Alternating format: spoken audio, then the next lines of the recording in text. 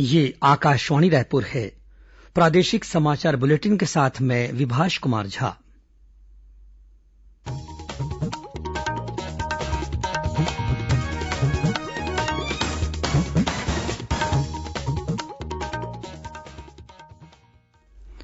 और अब पेश है आज के मुख्य समाचार। प्रधानमंत्री नरेन्द्र मोदी ने सर्वश्रेष्ठ भारतीय ऐप्स विकसित करने के लिए आत्मनिर्भर भारत नवाचार चुनौती का शुभारंभ किया।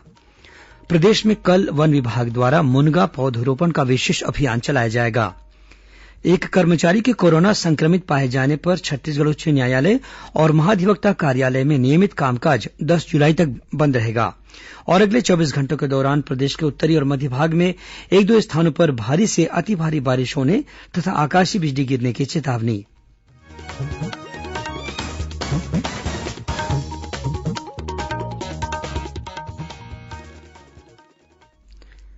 अब समाचार विस्तार से। प्रधानमंत्री नरेन्द्र मोदी ने सर्वश्रेष्ठ भारतीय मोबाइल ऐप्स विकसित करने के लिए आत्मनिर्भर भारत नवाचार चुनौती का शुभारंभ किया है। इस स्टार्टअप और तकनीकी क्षेत्र में देश को आत्मनिर्भर बनाने तथा भारतीय ऐप निर्माताओं और नवाचारियों को प्रोत्साहित करने के लिए यह शुरुआत की गई है। प्रधानमंत्री ने कहा कि भारतीय ऐप्स में अपनी अपनी श्रेणियों में विश्व स्तरीय बनने की क्षमता मौजूद है। उन्होंने लोगों और प्रौद्योगिकी से जुड़े समुदाय से आत्मनिर्भर भारत नवाचार चुनौती में भाग लेने का आग्रह किया। यह चुनौती 2 स्तरों पर आयोजित होगी, मौजूदा एप्लीकेशन का संवर्धन और नए एप्लीकेशन का विकास। श्री मोदी ने लिंक्ड इन सोशल मीडिया पर एक पोस्ट में कहा कि ई लर्निंग और वर्क फ्रॉम होम सहित कारोबार, मनोरंजन और कार्यालय संबंधी कार्य तथा सोशल नेटवर्किंग के लिए मौजूद ऐप्स को बढ़ावा देने के साथ ही नए ऐप विकसित करने के लिए सरकार आवश्यक सहयोग उपलब्ध कराएगी। प्रधानमंत्री ने कहा कि इस चुनौती के जरिए मौजूदा ऐप्स को बेहतर बनाने और अपना लक्ष्य हासिल करने में मदद मिलेगी। उन्होंने कहा कि भारत और विश्व के अनेक मुद्दों के समाधान के लिए नए एप्लीकेशन विकसित किए जाने की असीम संभावना है। भारत के पास प्रौद्योगिकी और स्टार्टअप के अनुकूल पारिस्थितिकी तंत्र है और इनके लिए भारतीय बाजारों में अपार क्षमता भी है। प्रधानमंत्री नरेन्द्र मोदी ने सामुदायिक आधार पर जैविक और प्राकृतिक खेती अपनाने का आह्वान किया है। उन्होंने कहा कि भारतीय कृषि अनुसंधान परिषद ने जैविक खेती वाले भूभाग का मानचित्र विकसित किया है और 88 जैव नियंत्रण कारकों तथा 22 जैव कीटनाशकों की पहचान की है, जिनसे जैविक खेती को बढ़ावा दिया जा सकता है। श्री मोदी ने कल वीडियो कॉन्फ्रेंस के जरिए देश में कृषि अनुसंधान, विस्तार और शिक्षा की प्रगति की समीक्षा की। उन्होंने निर्देश दिए कि कृषि और संबंधित क्षेत्रों में नवाचार और प्रौद्योगिकी का उपयोग सुनिश्चित करने के लिए स्टार्टअप और कृषि उद्यमियों को प्रोत्साहित किया जाना चाहिए। केंद्र सरकार ने आज कहा है कि बीते 11 अप्रैल से 9 राज्यों के 2.5 लाख हेक्टेयर क्षेत्र में टिड्डी नियंत्रण अभियान चलाया गया। इन राज्यों में छत्तीसगढ़ सहित राजस्थान, मध्यप्रदेश, पंजाब, गुजरात, उत्तर प्रदेश, महाराष्ट्र, हरियाणा और बिहार शामिल हैं। कृषि मंत्रालय ने बताया कि टिड्डी दल के प्रकोप से इन राज्यों में फसलों के अधिक नुकसान की सूचना नहीं मिली है। गौरतलब है कि भारत विश्व का पहला देश है जहां टिड्डी दल के नियंत्रण के लिए ड्रोन का इस्तेमाल किया जा रहा है। प्रदेश में आज 43 नए कोरोना संक्रमित मरीज मिले हैं। राजधानी रायपुर में समाचार लिखे जाने तक 14 नए मरीजों की पहचान की गई है। वहीं कोरबा से 11, बिलासपुर से 5, अन्य जिलों से 13 मरीज मिलने की खबर है। प्रदेश में अब कोरोना संक्रमितों की संख्या 3200 के करीब पहुंच गई है। प्रदेश के स्वास्थ्य मंत्री टीएस सिंहदेव ने राजनांदगांव, बिलासपुर और अंबिकापुर में नए आर्टिफिशियल लैब में मानव संसाधन बढ़ाने के निर्देश दिए हैं। कल अपने निवास कार्यालय में कोरोना संक्रमितों की जांच और इलाज की समीक्षा करते हुए स्वास्थ्य मंत्री ने प्रदेश के तीनों चिकित्सा महाविद्यालयों में आर्टिफिशियल लैब को जल्द शुरू कराने के लिए सभी आवश्यक प्रबंध करने के निर्देश दिए। गौरतलब है कि वर्तमान में आर्टिफिशियल लैब में टेस्टिंग क्षमता 3,500 है, जिसे बढ़ाकर 10,000 तक करने का लक्ष्य रखा गया है। इधर स्वास्थ्य मंत्री ने छत्तीसगढ़ मेडिकल कॉर्पोरेशन लिमिटेड के वर्क प्रोसेसिंग रिपोर्ट की भी समीक्षा की।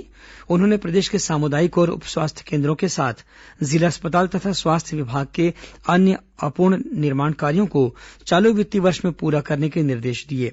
श्री सिंहदेव ने निर्माण कार्य पूरा नहीं करने वाले ठेकेदारों के खिलाफ वसूली की कार्रवाई के साथ ही उन्हें काली सूची में डालने के निर्देश भी दिए। राज्य सरकार ने प्रदेश के सभी होटल रेस्टोरेंट में संचालित बार और मदिरा संग्रहण स्थल को आगामी 12 जुलाई तक बंद रखने के निर्देश दिए हैं। इससे पहले सरकार ने 5 जुलाई तक होटल रेस्टोरेंट में संचालित बार और मदिरा संग्रहण स्थल को बंद रखने के आदेश जारी किए थे। छत्तीसगढ़ उच्च न्यायालय में नियमित कामकाज 10 जुलाई तक स्थगित कर दिया गया है। उच्च न्यायालय के साथ रजिस्ट्री के तमाम विभाग और महाधिवक्ता कार्यालय को भी 10 जुलाई तक के लिए बंद कर दिया गया है। गौरतलब है कि महाधिवक्ता कार्यालय में कल एक कर्मचारी कोरोना संक्रमित पाया गया था, जिसके बाद महाधिवक्ता कार्यालय में कार्यरत सभी लोगों की कोरोना जांच की जा रही है। साथ ही कोरोना संक्रमण के फैलाव को रोकने के लिए कार्यालय को 10 जुलाई तक बंद कर दिया गया है।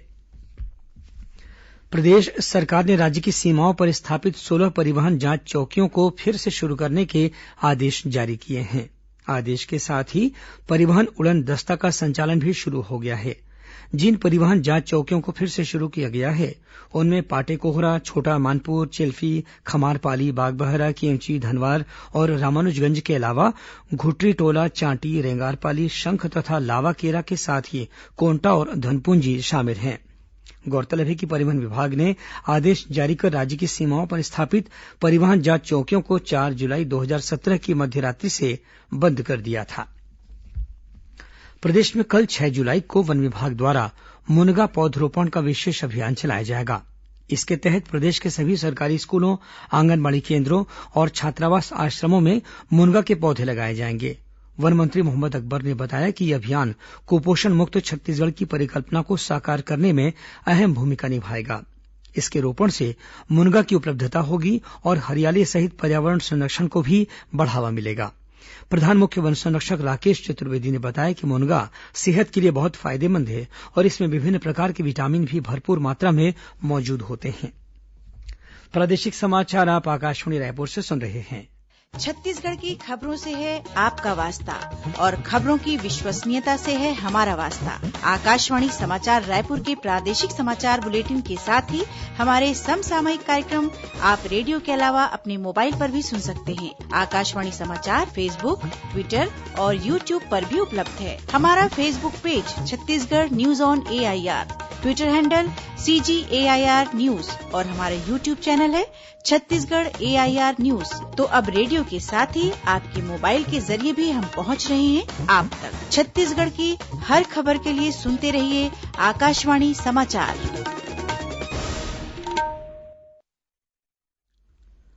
और अब आगे बढ़ते हैं बाकी के समाचारों की ओर। राज्य के गृह और लोक निर्माण मंत्री ताम्रध्वज साहू ने पर्यावरण संरक्षण के लिए प्रदेश की जनता से अधिक संख्या में पौधारोपण की अपील की है।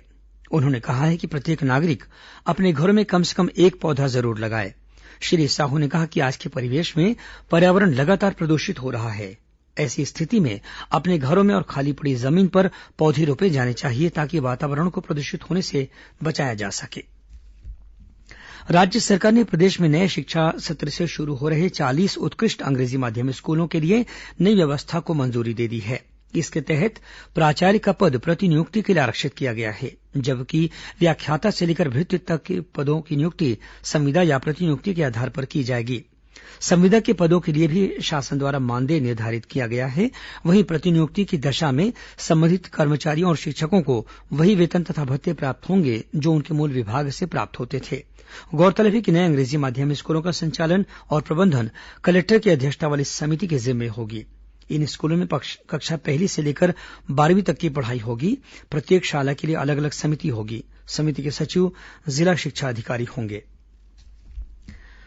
खाद्य कारोबारियों को लाइसेंस और पंजीयन के साथ ही वार्षिक रिटर्न दाखिल करने के लिए अब ऑनलाइन सुविधा मिलेगी।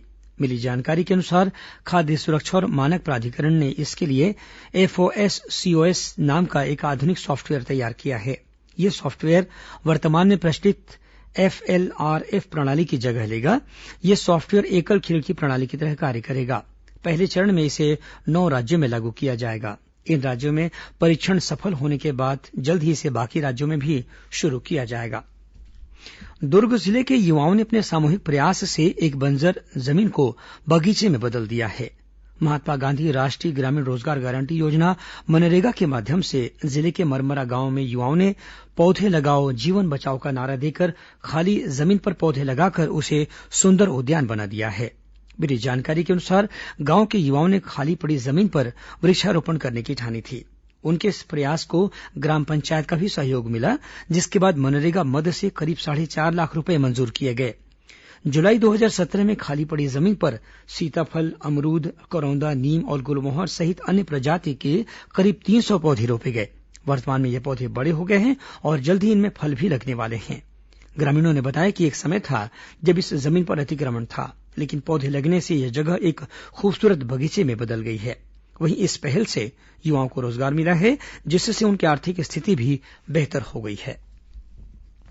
दूसरे राज्यों से जांजगीर चांपा जिले में लौटे प्रवासी मजदूरों को रोजगार दिलाने के लिए श्रमिक रोजगार कार्यक्रम संचालित किया जाएगा। जिला कलेक्टर यशवंत कुमार ने बताया कि प्रवासी मजदूरों को काम संबंधी सुझाव देने के लिए हर सोमवार को सुबह 11 बजे रोजगार परामर्शशाला लगाई जाएगी। इसके माध्यम से बड़े, मध्यम और लघु उद्योगों में खाली पदों पर योग्यता और कौशल क्षमता के अनुसार प्रवासी मजदूरों को नियोजित करने का प्रयास किया जाएगा। यह परामर्शशाला पेंड्री भाटा गांव के लाइवलीहुड कॉलेज परिसर में लगेगी।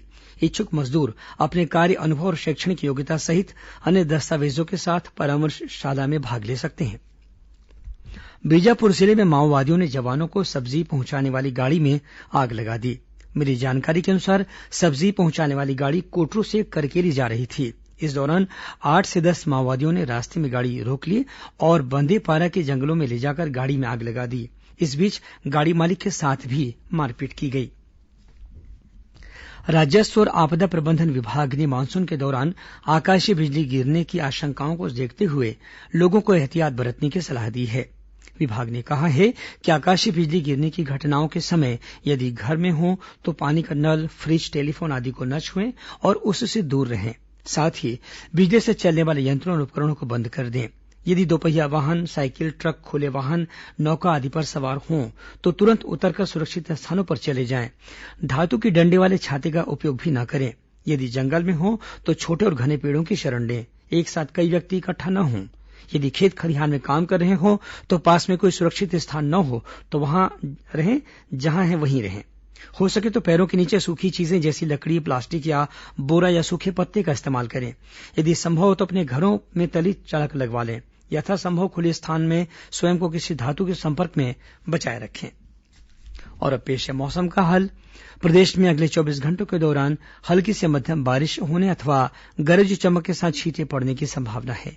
वहीं उत्तरी और मध्य भाग में 1-2 स्थानों पर भारी से अति भारी वर्षा होने तथा आकाशीय बिजली गिरने की चेतावनी दी गई है।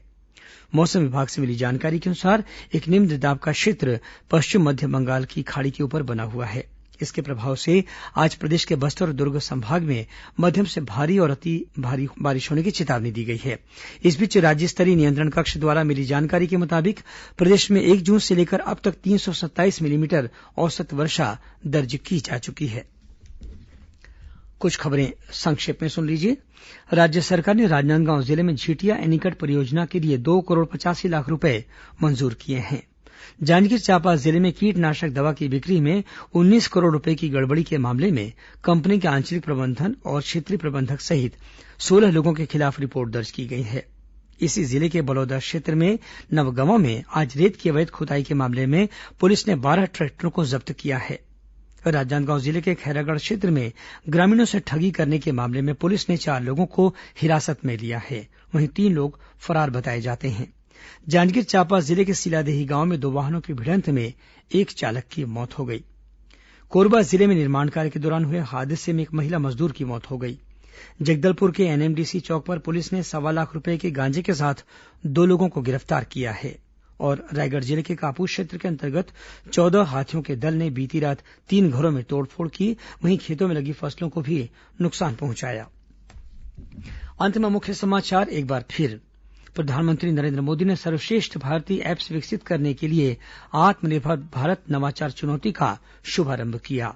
प्रदेश में कल वन विभाग द्वारा मुनगा पौधरोपण का विशेष अभियान चलाया जाएगा।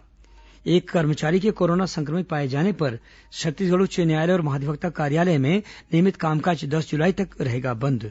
और अगले 24 घंटों के दौरान प्रदेश के उत्तरी और मध्य भाग में 1-2 स्थानों पर भारी से अति भारी बारिश होने तथा आकाशीय बिजली गिरने की चेतावनी। इसी के साथ प्रादेशिक समाचार बुलेटिन समाप्त हुआ। नमस्कार।